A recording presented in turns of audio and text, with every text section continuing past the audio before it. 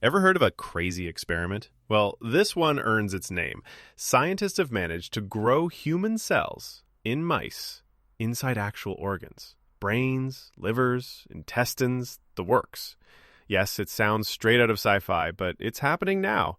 In this video, we're diving deep into the insane, confusing, hopeful, and controversial world of human mouse chimeras, science's next revolution in growing lab-made organs. Chimeras, more than myth. Chimera originally meant mythological monsters. Think goat-sheep hybrid, Geep, from way back in 1984.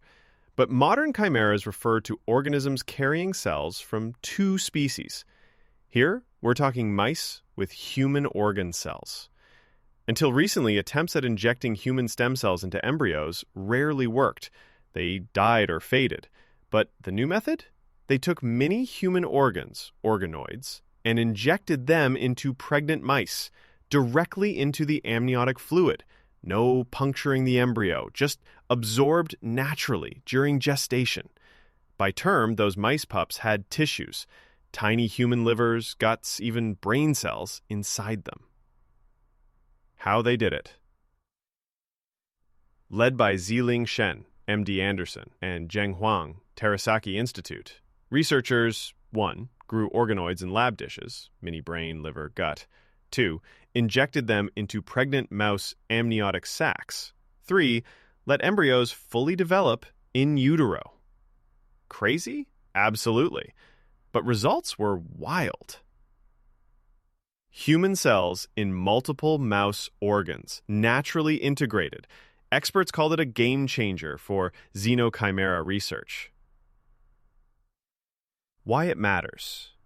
This isn't just cool science. We're talking organ transplant potential. Instead of donors, what if we could grow your organs in mice or pigs? Need a new liver, kidney, lung? Grow it from your cells via an animal host. Could end the donor shortage forever. And it also means we get better human-animal models for diseases. Test drugs on organs with real human cells inside animals, far more accurate than petri dishes. How this beats old tricks. Before, scientists injected single stem cells into embryos. Cells die fast and integration is rare.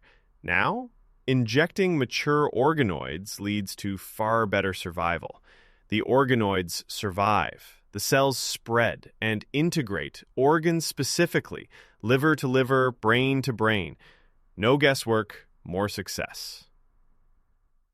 So, which organs have human parts? Gut. Fully integrated, mice got human intestine tissues with human immune cells. Liver, new mini liver parts inside normal mouse livers. Brain, preliminary human neuron presence, still early but promising. They didn't proceed to getting fully functional organs yet, but the direction is crystal clear. Chimeric organs. Sounds wild? Japan's already legalized this type of research. China's catching up, and now the US has proof of concept in mice. But is it ethical? Now comes the spicy part. Ethics.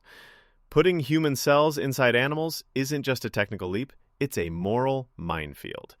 Here's what makes people nervous. Human brain cells in animals. Will the animals start showing human-like cognition? Germline transmission. What if human DNA passes into sperm and eggs? Identity confusion. How much human makes something human?